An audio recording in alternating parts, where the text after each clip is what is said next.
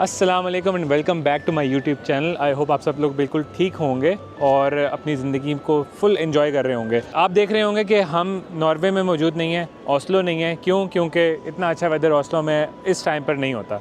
हम लोग जनाब मौजूद हैं चेकिया के कैपिटल प्राग में, क्योंकि हम आए हुए हैं 8 डेज़ के ट्रिप पे, जिसमें हम सबसे पहले ओस्लो से आए हैं चेकिया कैपिटल प्राग, और यहाँ से हम बाय ट्रेन जाएंगे वियना जो कि है ऑस्ट्रिया का कैपिटल, और उसके बाद हम लोग जाएंगे बुदापेस्ट जो कि है हंगरी का कैपिटल। तो जनाब हमारे पास 3 दिन है प्राग को एक्सप्लोर करने के लिए। उसकी इतनी प्यारी खूबसूरत तरीन जगहों को हम एक्सप्लोर करेंगे, आपको भी दिखाएंगे। मेरे राइट साइड पर है एस्ट्रोनॉमिकल क्लॉक और मेरे लेफ़्ट साइड पर है प्राग का मशहूर चर्च, मोस्ट फेमस चर्च, और मेरे बैक पे है चार्ल्स ब्रिज। तो इस टाइम पे मैं मौजूद हूँ प्राग के बिल्कुल बीचों बीच हार्ट ऑफ प्राग में, जिसको हम अभी यहाँ से जाएंगे और एक एक करके हम डिफरेंट लोकेशन को एक्सप्लोर करेंगे। So let's go. यहाँ पर अभी आप देख रहे होंगे बहुत सारे लोग जमा होने शुरू हो गए हैं। उसकी वजह यह है कि यहाँ पे हर घंटे के बाद एक जो है वो शो होता है। जैसे कि आपने देखा होगा पुरानी जो हमारे घरों में होती थी क्लॉक्स, उसमें एक मुर्गा होता है जो निकल के हर घंटे के बाद आपको बताता है कि भाई घंटा पूरा हो गया। इसी तरीके से ये भी एक एस्ट्रोनॉमिकल क्लॉक है और मैं अभी मुंह के बल गिरने लगा था। है यहाँ पर डिफरेंट वेडिंग फ़ोटोशूट्स भी होती हैं, और यहाँ पर आपने बहुत सारे इंस्टाग्राम पे देखा होगा कि जो न्यूली वेड्स होते हैं वो यहाँ पे आते हैं अपना फ़ोटोशूट करवाने के लिए। इस क्लॉक के बारे में आपको बताता चलूँ, ये क्लॉक जो है वो 12th सेंचुरी में बनाई गई थी, और इसका जो मेन मकसद था वो ना सिर्फ टाइम बताना था, बल्कि जो ईयर अराउंड कैलेंडर है उसको भी बताना था, जो क्या सीज़न चल रहा है, सनसेट कब होता है, सन राइस कब होता है, ये तमाम चीज़ें इसके थ्रू बताते थे। और साथ ही साथ यहाँ पर जो है ना डिफरेंट आपको मॉन्यूमेंट्स नज़र आ रहे होंगे छोटे छोटे से, ये भी यहाँ पर डिफरेंट चीज़ों को डिपिक्ट करते हैं। जैसे कि वो सामने आपको यहाँ पर एक स्केलेटन नज़र आ रहा होगा, वो डिपिक्ट करता है डेथ को। ये मिरर जो है डिपिक्ट करता है वैनिटी को। ये उसके साथ जो है वो डिपिक्ट करता है ग्रीड को, और सबसे एंड पे डिपिक्ट करता है जॉय को।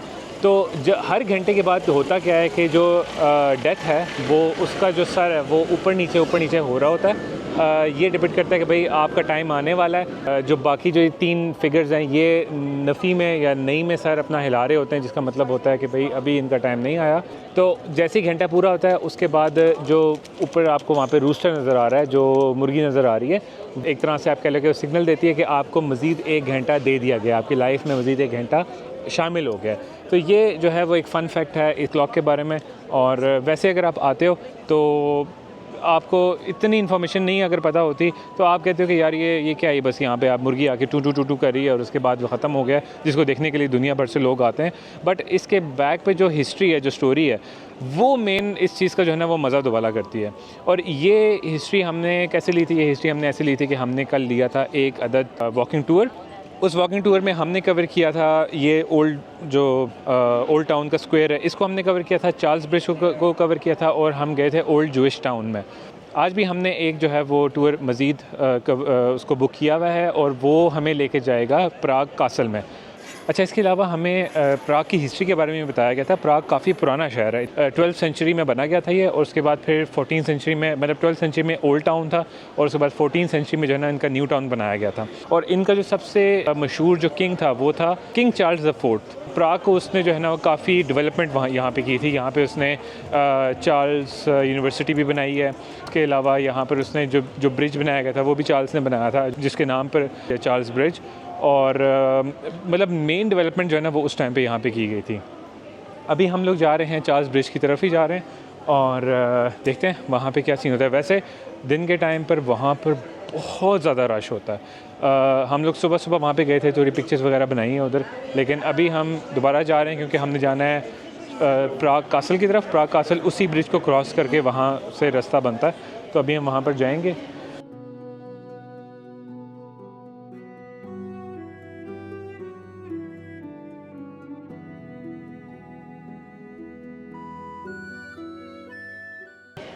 यहाँ पे आप देखें तो ये काफ़ी सारे टूरिस्ट अट्रैक्शंस यहाँ पर हैं, और काफ़ी ये लाइवली किस्म का शहर है। नाइट लाइफ के लिए भी ये बहुत मशहूर है।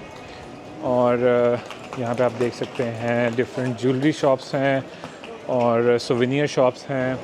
ये यहाँ पे डिफरेंट कैफ़ेज़ हैं। अच्छा, एक और मज़े की बात प्राग या चेकिया के बारे में जो ब्रांड आपने सुना होगा जिसका नाम है बाटा शूज़, वो हम समझते हैं कि वो पाकिस्तानी ब्रांड है। वो बेसिकली पाकिस्तानी ब्रांड नहीं है, वो है चेकिया का ब्रांड, प्राग का ब्रांड।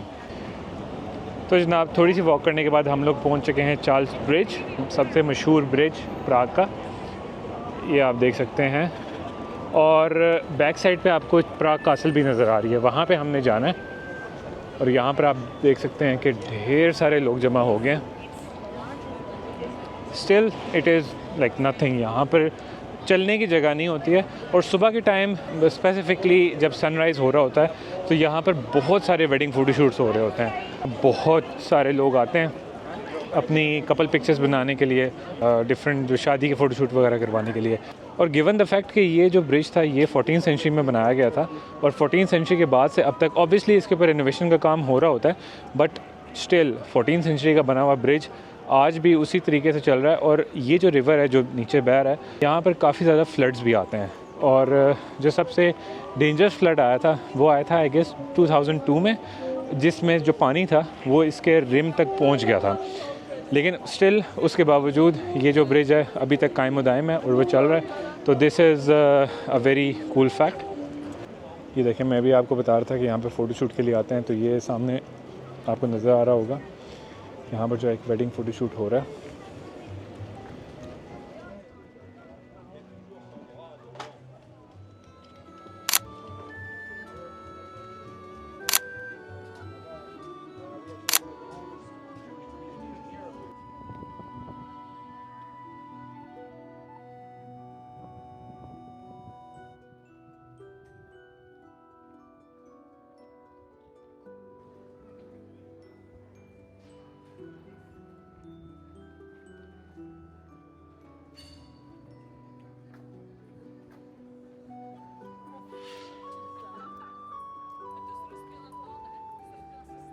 Our tram, yeah?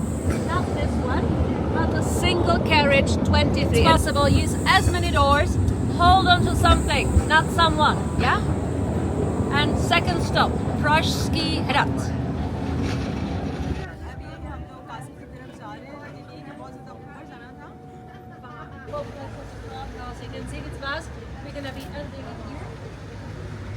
अच्छा, हम लोगों का टूर स्टार्ट हो गया। सबसे पहले हम लोग जो हैं वो एंटर हुए हैं गार्डन में, और यहाँ पे हमारे टूर गाइड ने बताया कि ये जो कासल है ये दुनिया का सबसे बड़ा कासल है, और इसका साइज़ जो है वो 10 फुटबॉल फील्ड जितना बड़ा है। तो इट इज़ क्वाइट फैसिनेटिंग। तो अभी हम जिस गार्डन में एंटर हुए हैं ये रेनेसांस टाइम का एक गार्डन था। और मज़े की बात ये है कि 15th सेंचुरी का बना हुआ जो, बल्कि 14th सेंचुरी का बना हुआ जो ये गार्डन है ये पब्लिक के लिए ओपन हुआ है just in 1990। So in comparison आप समझें कि कल ही ओपन हुआ है और आज हम लोग आ गए हैं। तो देखते हैं इस गार्डन को और आपको भी दिखाते हैं।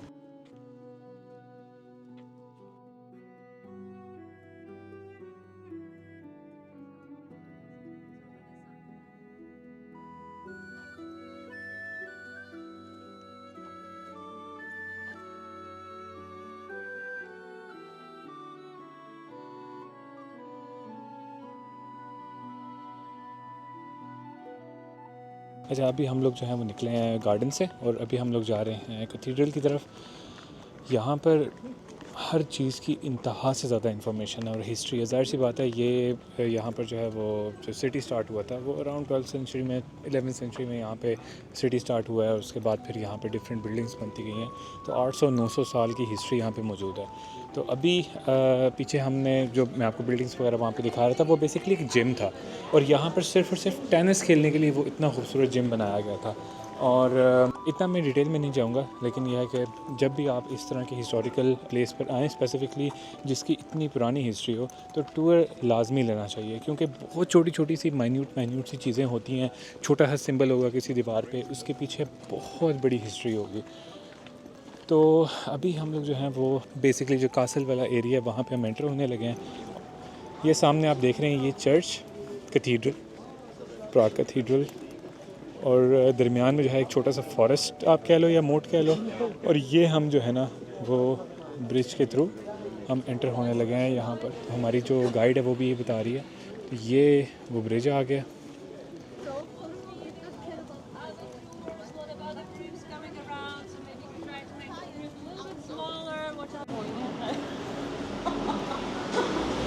तो जनाब अभी हम ऑफिशियली कासल एरिया के अंदर एंटर हो चुके हैं। यहाँ पे आप देख सकते हैं इंतहा से ज़्यादा लोग यहाँ पे मौजूद हैं। और ये हमारा ग्रुप यहाँ पे खड़ा हुआ है। यहाँ पे देख सकते हैं ये बहुत ज़्यादा डिफरेंट लोग आए हुए हैं, डिफरेंट ग्रुप्स आए हुए हैं।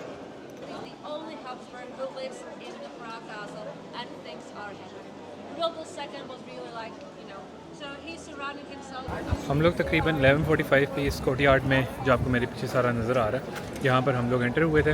इसके बारे में भी काफ़ी हिस्ट्री बताई है कि कब किसने क्या एक्सपेंशन की, यहाँ पे क्या क्या आर्ट पीसेस पड़े हुए हैं। अब हम लोग जा रहे हैं फर्स्ट कोर्टयार्ड की तरफ, जहाँ पर चेंज ऑफ गार्ड सेरेमनी होगी और ये हर रोज़ 12 बजे होती है। 5 मिनट रह गए, लोग बहुत ज़्यादा हैं। होपफुली हमें कोई व्यू पॉइंट वहाँ पे मिल जाएगा जहाँ पे हम देख के फिर आगे जा सकते हैं। तो लेट्स गो।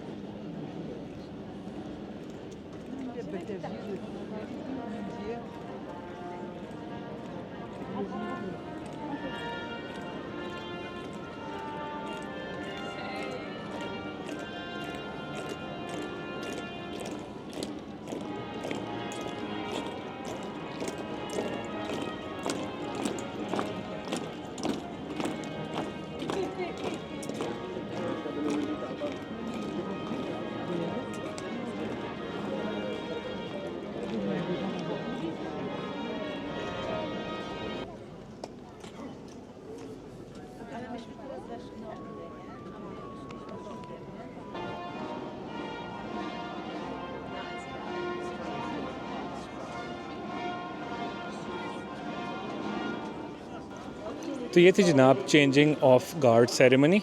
और जो हमारी गाइड थी उसने यहाँ पे बताया कि इस जॉब के लिए जो बेसिक रिक्वायरमेंट है वो ये है कि आप एटलीस्ट 6 फुट टॉल होने चाहिए हो और आप हैंडसम होने चाहिए हो।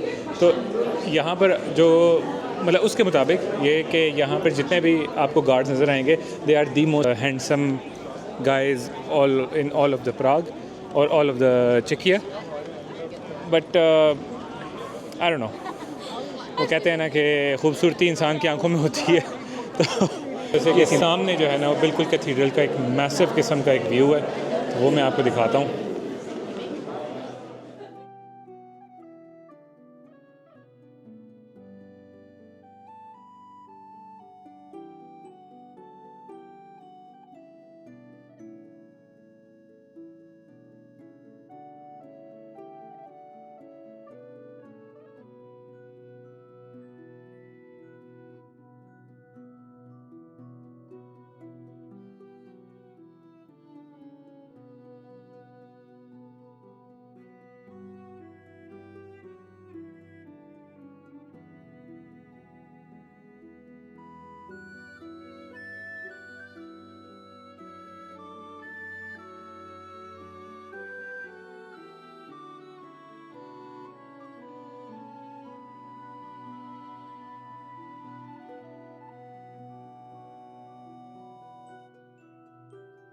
तो जनाब हम लोगों ने अपना टूर ख़त्म किया और हम लोग यहाँ पे इस खूबसूरत तरीन व्यू के साथ हम लोगों ने अपना ट्रिप यहाँ पर कंप्लीट किया है। ये छोटा सा आप कह लो कि एक रेस्टोरेंट टाइप है, यहाँ पे बार टाइप रेस्टोरेंट है। तो यहाँ पर हमने जो है वो अपने लिए फ्राइज़ वगैरह मंगवाए थे। ये आई थिंक कोई विनियर्ड है, ये आपको सामने अगर देखें तो नज़र आ रहा होगा, ये ग्रेप्स इधर लगे हुए हैं। सारे पैसे इसके हैं यार। इंतहाई खूबसूरत आर्किटेक्चर और इंतहाई खूबसूरत व्यू इस पॉइंट से आपको वो बीच में जो रिवर है वो बीच में नज़र आ रहा होगा। और चार्ल्स ब्रिज, वो सामने वाला ब्रिज चार्ल्स ब्रिज है। उसके अलावा भी काफ़ी ज़्यादा ब्रिजेस हैं, लेकिन ऑब्वियसली वो क्योंकि सबसे पुराना और सबसे फेमस ब्रिज है। तो सीन कुछ इस तरीके से है, क्योंकि हम सुबह के निकले में, आई थिंक सुबह 7 बजे हम लोग घर से बाहर निकल आए थे। 6 घंटे की हमने नींद की हुई है। तो या तो हम पावर थ्रू करें और रात तक हम लोग जो है वो बाहर ही रहें, या फिर अभी हम घर जाएं, घर जाके थोड़ा सा रेस्ट करें और सुबह शाम को फिर दोबारा निकलते हैं। क्योंकि अगर तो हम पावर थ्रू करते हैं कि नहीं यार सब कुछ आज ही देखना है। तो 2 दिन आगे फिर वियना के हैं, उसके बाद फिर 2 दिन बुडापेस्ट के हैं। तो उसमें फिर हम लोग थक जाएंगे, और जब हम थक जाएंगे उसके बाद फिर हम लोग जो हैं वो इन्जॉय नहीं कर सकेंगे। तो इसलिए सबसे बेस्ट ऑप्शन यही है कि इस टाइम पे हम लोग घर चलते हैं और घर जाके हम लोग रेस्ट करते हैं, और रेस्ट करने के बाद फिर हम दोबारा निकलते हैं और देखते हैं कि हम शाम को क्या एक्सप्लोर कर सकते हैं प्राग का। So let's go. तो जनाब शॉपिंग हमने की है और उसके बाद फिर हम लोग घर गए हैं, उसके बाद थोड़ा सा रेस्ट किया क्योंकि थकन बहुत ज़्यादा हो रही है। उसके बाद अब हम लोग अब निकल आए हैं और नेक्स्ट जो हमारा स्टॉप है वो है डांसिंग बिल्डिंग। और सुनने में नाम थोड़ा फ़नी सा लग रहा है, बट द थिंग इज़ इसी नाम से ये मशहूर है और जितने भी लोग आते हैं it's one of the very famous landmark. जो भी लोग यहाँ पे प्राग आते हैं वो उस बिल्डिंग को देखने ज़रूर जाते हैं। और इसको डांसिंग बिल्डिंग क्यों कहा जाता है वो अभी थोड़ी देर में आपको पता लग जाएगा। बेसिकली इसके अपने आर्किटेक्चर की वजह से है, और काफ़ी डिफरेंट आर्किटेक्चर है। तो चलें चलते हैं वहाँ पे, और इस टाइम पे इस गोल्डन आवर को आप मेरे साथ एंजॉय करें, व्यूज़ देखें प्राग के।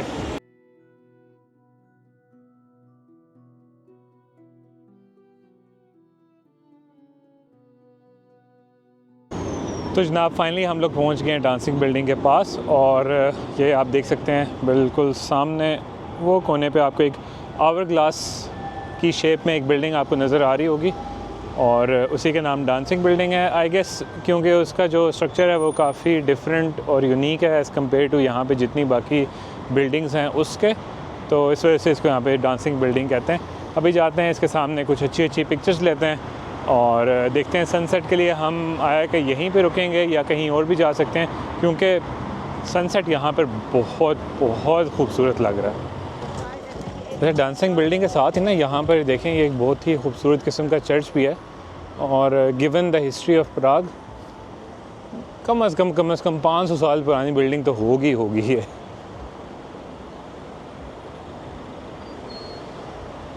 अच्छा आप कंट्रास्ट यहाँ पे चेक करें, ये जो है काफ़ी पुराना गॉथिक स्टाइल चर्च है, उसके सामने बिल्कुल क्यूबिकल शेप में एक आपका कम्युनिस्ट एरा की बिल्डिंग है, उसके सामने विक्टोरियन टाइप की जो है वो बिल्डिंग उससे आगे, और बिल्कुल मॉडर्न तर्ज में बिल्डिंग बनी हुई है उसके सामने। तो लाइन से 4 डिफरेंट स्टाइल की बिल्डिंग्स हैं, और ये चीज़ जो है ना वो आपके जो पुराने सिटीज़ होते हैं जिनमें अच्छी खासी हिस्ट्री होती है वहाँ पर ये चीज़ें देखने को मिलती हैं, और काफ़ी ज़बरदस्त मज़े का कंट्रास्ट लगता है ये। अच्छा हम लोग गए थे बिल्डिंग के अंदर, हमने कहा कि यार जाके ऊपर से सनसेट का व्यू भी एंजॉय करते हैं, आपको दिखाते हैं कि डांसिंग बिल्डिंग की छत से व्यू किस किस्म का आता है। बट द थिंग इज़ जब तक हम पहुँचे तो ऑलमोस्ट सनसेट हो चुका था, और टिकट उन्होंने वहाँ पे लगाया हुआ है। मैं टिकट लेने लगा था लेकिन मसला ये था कि ऑलमोस्ट सनसेट हो चुका है जैसे कि आप सामने देख रहे हैं, और वहाँ पर जो है वो ऑलरेडी इंतहा का रश था। तो मैंने कहा कि भाई वर्थ इट नहीं है, तो पैसे को आग नहीं लगाते। और फाइनली हमें ये भी पता लग गया कि डांसिंग बिल्डिंग को डांसिंग बिल्डिंग क्यों कहते हैं, वो इसलिए कहते हैं कि वो आपको ऊपर नीचे डांस कराती रहती है, वहाँ पे जाके आपको मिलता कुछ नहीं है। तो इसलिए इसको बाहर से एंजॉय करते हैं, जाके पिक्चर्स बनाते हैं, उसके बाद नेक्स्ट डेस्टिनेशन की तरफ चलते हैं। तो जनाब हम लोग डांसिंग बिल्डिंग के बाद दोबारा से थोड़ी शॉपिंग करने के लिए गए, और दोबारा से शॉपिंग करने गए। तो जनाब शॉपिंग के बाद हम लोग गए फ्रांस काफ्का के मॉन्यूमेंट। वो एक रोटेटिंग हेड के नाम से एक मॉन्यूमेंट है, और वो बेसिकली हर थोड़ी देर बाद जो उसका जो मॉन्यूमेंट है वो चेंज होता है। लेकिन सीन ये था कि वो काफ़ी रात हो चुकी थी, वो इतना ख़ास नज़र नहीं आ रहा था। तो हमने ये सोचा कि बजाय वहाँ पे टाइम स्पेंड करने के हम लोग जाते हैं और कुछ खाना पीना करते हैं। खाना पीना करने के बाद हम लोग जाके सोते हैं, क्योंकि हमारे पास कल का दिन है मज़ीद। मिलते हैं आपसे सुबह, तब तक के लिए अल्लाह हाफ़िज़। अस्सलाम वालेकुम and welcome back to my YouTube channel. आपको तीसरे दिन प्राग में जो है खुशामदीद। हम लोग सुबह उठें, तैयार श्यार होकर निकलें, और सबसे पहले हम लोग आए थे ये सामने आपको नज़र आ रहा है, ये है फ्रांस काफ्का का rotating head statue. This is also one of very iconic statues या मॉन्यूमेंट्स प्राग में। तो जितने लोग आते हैं यहाँ पे आके लाजमी पिक्चर्स या वीडियोस वगैरह बनाते हैं। अभी भी आप देख रहे होंगे काफ़ी ज़्यादा लोग यहाँ पर मौजूद हैं, और ये ऑल डे ये होता रहता है। तो अभी एनर्जी लेवल थोड़ा सा डाउन है, क्योंकि सुबह उठे हैं और हमने नाश्ता अभी नहीं किया हुआ। तो अभी हम जाएंगे, पहले नाश्ता करेंगे, उसके बाद देखते हैं कि हम आगे कहाँ पे चलते हैं। So let's go. तो जनाब प्राग की जो मशहूर जगह हैं उनमें से एक सबसे मशहूर जगह जो है वो पेत्रिन टावर है। पैतरन टावर वैसे तो आपको नाम से इतना इंट्रीगिंग नहीं लग रहा होगा, लेकिन बेसिकली ये टावर जो है वो प्राग वालों ने एफिल टावर जो कि फ्रांस में है, पेरिस में, उसको देखकर उसकी कॉपी करते हुए उसकी रीस में आके आप एक तरह से कह लें कि उन्होंने बनाया था। और ये आपको सामने नज़र आ रहा होगा, ये जो है पैतरन टावर है। इसको इसकी शेप उन्होंने एफिल टावर की तरह देने की कोशिश की थी। ऑब्वियसली उतना ऊंचाई में इतना लंबा नहीं है, लेकिन जो ग्राउंड लेवल से इसकी जो हाइट है वो एफिल टावर से ज़्यादा है। हम लोग चलते हैं पैतरन टावर की तरफ और देखते हैं कि वहाँ पे क्या सिचुएशन है। So let's go.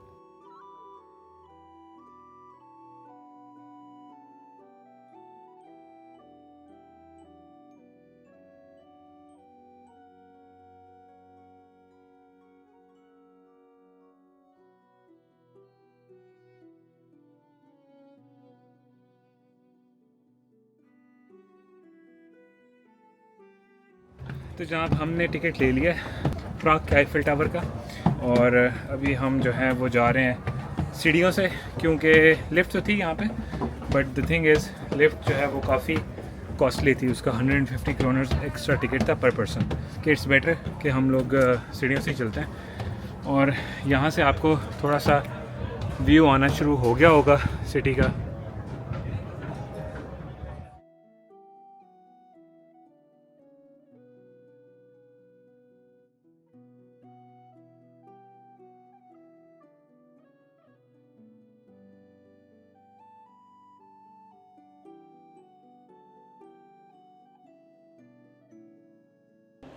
अच्छा, हम लोग अब आ गए हैं इसके मिड लेवल पे, क्योंकि ऊपर तक हम लोग गए हैं, वहाँ से थोड़ा बहुत व्यू हमने एंजॉय किया, लेकिन ये कि मुझे height phobia to be very honest, और मुझे वहाँ पे आ रहे थे चक्कर। और दूसरा ये कि आईफिल टावर की तरह ना ये बेस इसकी थोड़ी सी ब्रॉड है, और ऊपर मतलब जब ऊपर बिल्कुल टॉप पे जाके जो इसका पॉइंट है ना वो बहुत नैरो है, जिसकी वजह से आई थिंक थोड़ी सी रेजोनेंस भी होती है। दूसरा ये कि बिल्कुल बहुत ज़्यादा हाइट पर है, तो यहाँ पर जो है वो हवा की वजह से भी जो ना ये टावर हिलता रहता है। तो ऊपर ऐसे ही लग रहा था कि अल्लाह माफ़ करे ज़लज़ला आ रहा है और क्योंकि टॉप पे भी थे और काफ़ी ज़्यादा लोग थे, तो मुझे चक्कर आ रहे थे काफ़ी ज़्यादा, इसलिए मैंने कहा कि भाई नीचे ही चलते हैं। तो अभी मिड लेवल पे आ गया हूँ मैं आपको यहाँ से थोड़ा सा डिटेल में दिखाता हूँ व्यू। और यहाँ से आप देख सकते हैं ये सामने जो है वो प्राग कासल है, और ये रिवर आपको नज़र आ रहा है पीछे, और जो मेन चार्ल्स ब्रिज है वो इन दरख्तों की बैक साइड पर है। और व्यू आप देख सकते हैं पूरे प्राग सिटी का, इंतहाई ब्यूटीफुल।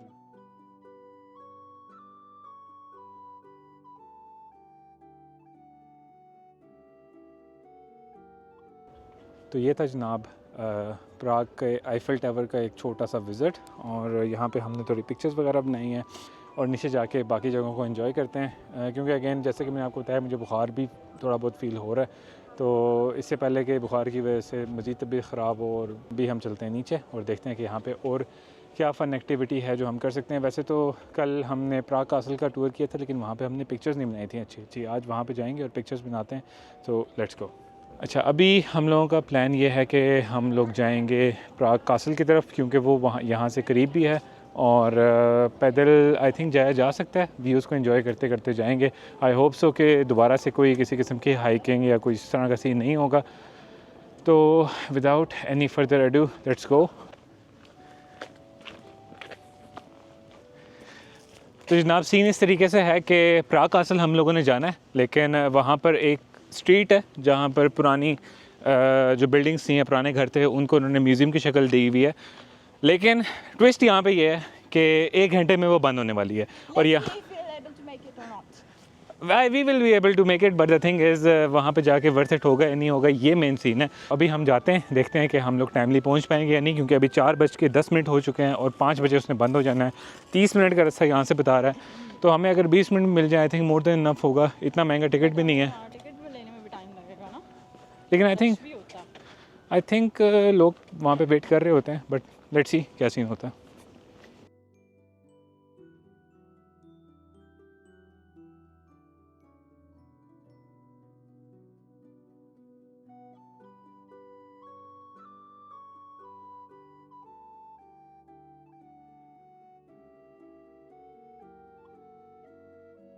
तो जनाब अभी हम लोग मौजूद हैं गोल्डन लेन में, गोल्डन स्ट्रीट में, और इसको गोल्डन स्ट्रीट क्यों कहा जाता है और इसकी थोड़ी बहुत हिस्ट्री मैं आपको बताता हूँ। यहाँ पर ये घर बनाने का मकसद ये था कि यहाँ पर जो है ना वो गोल्ड स्मिथ जो सोने का काम करते होते थे, सोने की सफाई और उसके बाद बाकी सारी चीज़ें जो है वो होती थी और आवाज़ बहुत ज़्यादा आती थी।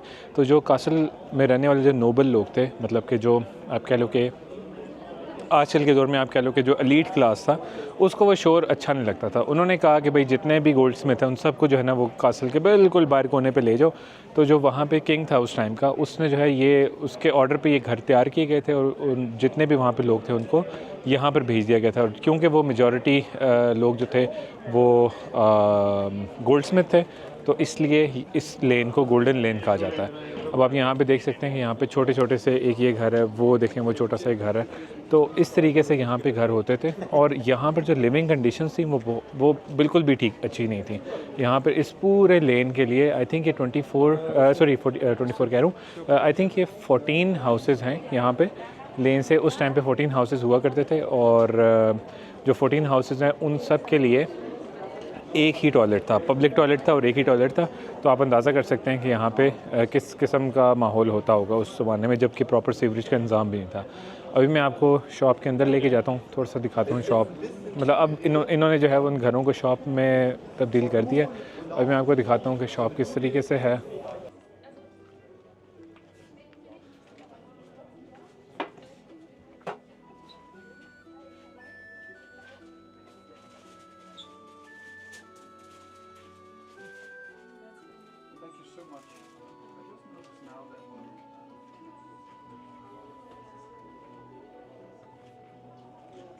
तो इस तरीके से ये घर थे। यहाँ पे आप देख सकते हैं ये प्रॉपर आई थिंक पुराने स्टाइल का जो घर हुआ करता था उस ज़माने में, वो इस तरह का हुआ करता था। अच्छा, ये टावर है जो बेसिकली प्रिजन था या टॉर्चर चेम्बर था। वो आप सामने देख रहे हैं, वो एक स्केलेटन आपको नज़र आ रहा होगा। इस तरीके से यहाँ पे लोगों को डाल के एक पिंजरा था, इसमें डाल के भूल जाते थे और लोग यहाँ पे जो है ना भूख प्यास से मर जाते थे और यहाँ पे उनकी लाश पड़ी रहती थी। और नीचे जो है वो प्रिजन्स थे और ये इस तरीके से। तो that is why those times were called dark times. अब गोल्डन लेन के बाद हम लोग आए हैं कैथीड्रल के पास, जो कि है प्राग कासल के अंदर, जो कल आपको मैं टूर के दौरान दिखा भी रहा था। मैं आपको थोड़ी सी हिस्ट्री के बारे में यहाँ पे बताता हूँ, क्योंकि कल जो गाइड थी वो हमें सारी चीज़ें बता रही थी। ये दिखने में न्यू बिल्डिंग है, लेकिन ये बिल्डिंग भी ऑलमोस्ट 1400 की बनी हुई है और जितने भी किंग और क्वीन यहाँ पे प्राग के होते थे, वो उनकी जो रिहाइश होती थी वो यहाँ पे होती थी। और यूरोप में जितने भी आप नोबिलिटीज़ होती थी, वो अपने जो रॉयल उनका पैलेस होता था उसके बिल्कुल साथ में वो हमेशा जो है कैथीड्रल बड़ा चर्च लाजमी बनाते होते थे, जस्ट फॉर, जैसे आप कह लो कि रिलीजियस पावर को भी अपने पास रखने के लिए। और वो सामने आप जो देख रहे हैं वो एक ब्रिज हुआ करता था, जो कि प्राइवेटली किंग और क्वीन को चर्च के अंदर, कैथीड्रल के अंदर जाने के लिए जो है ना वो रास्ता प्रोवाइड करता था, ताकि वो आम जो गेट हैं इसमें इसके अंदर से गुजर के ना जाएं, बल्कि उनके एक प्राइवेट जो है वो रास्ता होता है जहाँ से वो चर्च के अंदर जा सकते होते थे। और उसके अलावा जो और मुझे थोड़ी सी मज़े की बात लगी थी वो ये लगी थी कि यहाँ पे आप सामने देख सकते हैं कि कुछ थोड़ा सा यहाँ पे आपको मोज़ेक किस्म की पिक्चर्स आपको यहाँ पे नज़र आ रही होंगी। ये रोमनिस्क स्टाइल की पिक्चर्स हैं, यहाँ पे डिपिक्ट करी हैं हेवन को और हेल को, और ये 14th सेंचुरी की ही बनी हुई है। तो ये आपको सामने इस तरफ जो नज़र आ रहा है वो किंग चार्ल्स और उसकी जो क्वीन थी, और ऊपर जो है वो 6 सेंट्स हैं, और ऊपर जो है वो जीसस, मतलब उन्होंने अपनी तरफ से बनाए हुए, और साथ में जो है वो एंजल्स हैं। और इस तरफ जो है इस वाली बिल्डिंग में अगर आप देखो, इस वाली पिक्चर में अगर आप देखो, तो वो दिखाया जा रहा है कि जजमेंट डे आ चुका है और जो जितने भी गुड सोल्स हैं या अच्छे लोग हैं उनको एंजल्स आके लेके जा रहे हैं ऊपर हेवन में। और उसी तरफ जो है अगर आप इस वाली साइड पे देखो तो ये हेल दिखाया गया कि यहाँ पर जो है वो जजमेंट डे आ गया और जितनी बैड सोल्स हैं उनको जो सेटन है वो पकड़ पकड़ के नीचे ज़मीन के नीचे हेल की तरफ लेके जा रहा है। तो ये थोड़ी सी फैसिनेटिंग हिस्ट्री थी, मुझे बहुत अच्छी लगी थी। एक और लास्ट सीन मैं आपको बताता हूँ कि ये चर्च जो थी वो यहाँ तक ये हाफ तक बनाई गई थी, और उसके बाद जो किंग चार्ल्स था वो मर गया था और उसका जो बेटा था वो ऑनवर्ड मतलब उसके किसी भी औलाद में से या किसी भी रॉयल फैमिली ने उसके बाद इस चर्च को कंप्लीट नहीं किया था। तो ये बेसिकली यहाँ से आके तो इस टावर तक बनी हुई थी। तो ये वाला जो पार्ट है, ये जो आपको पार्ट नज़र आ रहा है, ये बिलीव इट और नॉट, ये जो पार्ट है ये बनाया, ये कंप्लीट हुआ है 1910 में। तो यहाँ से लेके यहाँ तक ये 1400s में बनी थी। उसके बाद ऑलमोस्ट 500 साल तक ये चर्च इतनी थी। उसके बाद फिर ये 1910 में आके ये वाला पार्ट कंप्लीट हुआ है। लेकिन आप देख सकते हैं कि दिखने में बिल्कुल फ़ील नहीं होता। लेकिन अगर आप थोड़ा सा गौर करेंगे तो ये वाला जो पार्ट है ये थोड़ा सा ब्लैकिश ज़्यादा हो गया है बिनिस्बतन इसके। और वो ऐसा नहीं कि वो ब्लैक कलर है, वो बेसिकली सैंडस्टोन से बनाया गया था। और क्योंकि मिडीवल टाइम में यहाँ पे कोल के ज़रिए, कोयले के ज़रिए यहाँ पे जितने काम होते थे, कोयले की फैक्ट्रीज़ थी यहाँ पे, और डिफरेंट जो मतलब हीटिंग के लिए भी कोयला यूज़ होता था, लकड़ियाँ यूज़ होती थी, उसका जो स्मोक होता था वो इनके ऊपर जम के ये वाला जो आप मतलब पार्ट आप देख रहे हो, ये वाला पार्ट सारा काला हो गया। लेकिन ये क्योंकि फेयरली इट इज़ न्यू, इसको आई थिंक अभी 100 साल हो चुके हैं, तो लेकिन उसके मुकाबले में थोड़ा सा न्यू है, तो इसलिए ये चीज़ उतनी ज़्यादा वाज़े तरीके से ब्लैकिश नहीं है। तो ये कुछ इन्फॉर्मेशन थी मुझे इस कैथीड्रल के बारे में, मुझे अच्छी लगी थी। आई होप आपको भी पसंद आई होगी। तो चलें अब चलते हैं, क्योंकि अभी ठंड भी काफ़ी ज़्यादा हो रही है और तबीयत अगेन थोड़ी सी ख़राब हो रही है। So let's go. जनाब, हमें यहाँ पर इतनी खूबसूरत चीज़ मिली है स्पेसिफ़िकली मेरे लिए। ये आई थिंक कोई बिल्कुल पुराने स्टाइल का इन्होंने एक टैवरन बनाया हुआ है जो सराया होता था, और इन्होंने फुल उसी स्टाइल में रखा हुआ है। यहाँ पे कोई लाइट नहीं है, यहाँ पे सारे कैंडल्स, सिर्फ और सिर्फ कैंडल्स यूज़ हो रही हैं, और हम अच्छा खासा अभी नीचे हैं। आई थिंक ये पहाड़ी के अंदर ही इन्होंने बनाया हुआ है, और मुझे कुछ फीलिंग आ रही है शायद अच्छा खासा पुराना भी है। ये आप अगर यहाँ पे देखें, इस तरीके से टैवरन बनाए हुए हैं।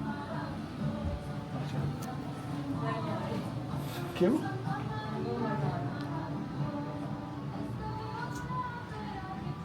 जस्ट इमेजिन करें कि 1000 साल पहले ऑलमोस्ट जो है आप लोग यहाँ पर बैठे हुए जंग से वापस आए हैं, और आप यहाँ पर आके खाना खाने के लिए आए हैं। और इसी तरीके से ये देखें, वही ब्रेड रखी हुई है। और हम आई थिंक 3 फ्लोर्स नीचे हैं। टॉप जो ज़मीन है, मतलब जो टॉप लेयर है, उसके 3 फ्लोर्स नीचे हैं। एग्जैक्टली। और सिर्फ पहाड़ है, वो बहुत रफली कटे हुए पहाड़ है। अमेजिंग। मुझे ये चीज़ें बहुत पसंद है। और ये हम वैसे ही चलते चलते यहाँ पे एंटर हो गए, एक्सीडेंटली अंदर यहाँ पे हुए हैं। और जिस तरह वो नहीं, क्योंकि पाकिस्तान के लोग ज़्यादातर तो देख रहे हैं ना, तो आप जिस तरह एर्थरवुड ड्रामा दिखाते हैं नॉर्मली, तो इसी तरीके से देखें, ये जो लकड़ी के बड़े बड़े बेंचेस हैं, इधर वो लोग बैठते होते थे, और यहीं पे जो बड़े बड़े बकरे की रान और ब्रेड्स, और इसी तरीके से वो ऐसे जंगलियों की तरह खा रहे थे। तो लिटरली वही फील हो रहा है।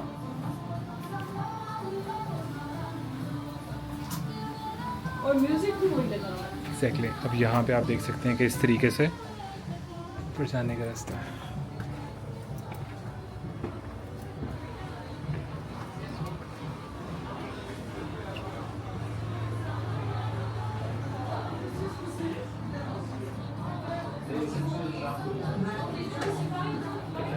और ये यहाँ पे देखें, उन्होंने खोपड़ियाँ से बनाई हुई हैं, ऊपर देखें। और लोग जितना हो सकता है अंदर कोनों कोनों बैठ के Exactly. फील ले रहे हैं। और ये उन्होंने टॉर्चर, यार इस तरह के टॉर्चर सेल हुआ करते थे उस टाइम पे टॉर्चर सेल को उन्होंने बनाया। यार। अमेजिंग। ये आप सिर्फ जगह देखें, जैसे आप जगह देखें ये किस तरीके से उन्होंने बनाए हुए अंदर करके, और यहाँ पे सिर्फ और सिर्फ इन्होंने यूज़ किया हुआ है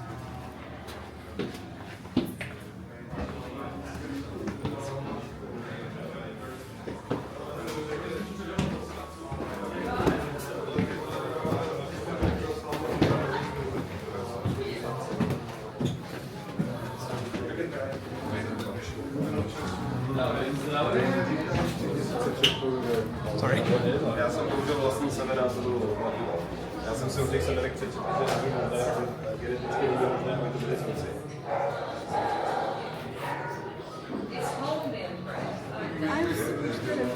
अच्छा, बाहर से ना ये इस तरीके से दिखता है, और आपको बिल्कुल भी फील नहीं आएगी। अंदर अपार्टमेंट्स भी हैं, रूम्स भी हैं अंदर। कहाँ पे रूम्स हैं? इधर वो लिखा हुआ, इधर से एंट्रेंस है, आप यहाँ पे अपार्टमेंट भी ले सकते हो। ओह माय गॉड यार ये बिल्कुल हिडन जेम की तरह हमें मिला है ये यार। स्पेसिफिकली ये देखें, बाहर से आपको बिल्कुल भी फील नहीं आएगी, आपको बस लगेगा ठीक है जी इन्होंने थोड़ी सी थीम दी हुई है, लेकिन आपको यार ये देखें, हाँ ये इस तरीके से लोगों को यहाँ पे डाल दिया जाता था। आ जाए। तो जनाब इस प्यारे से सनसेट को एंजॉय करने के साथ ही मैं इस वीडियो को ख़त्म करता हूँ। आई होप कि आपको ये वीडियो उतनी ही अच्छी लगी होगी जितना मुझे प्राग पसंद आया। और अब जो है हम नेक्स्ट डेस्टिनेशन हमारी जो होने वाली है वो है वियना, और उसके बाद हम लोग जाएंगे बुदापेस्ट। तो बने रहिएगा और प्लीज़ उसके लिए लाइक, शेयर एंड सब्सक्राइब ज़रूर कीजिएगा, ताकि आपको जो न्यू वीडियोज़ हैं वो भी आपको साथ ही साथ मिलें। और इसी तरीके से जिस तरीके से हमने प्राग के डिफरेंट व्यू पॉइंट्स को हमने कवर किया है, उसी तरीके से हम आगे वियना के भी डिफरेंट जो पॉइंट्स हैं उनको कवर करेंगे, और उसी तरीके से बुदापेस्ट को भी कवर करेंगे। तो मिलते हैं नेक्स्ट वीडियो में, तब तक के लिए अल्लाह हाफ़िज़।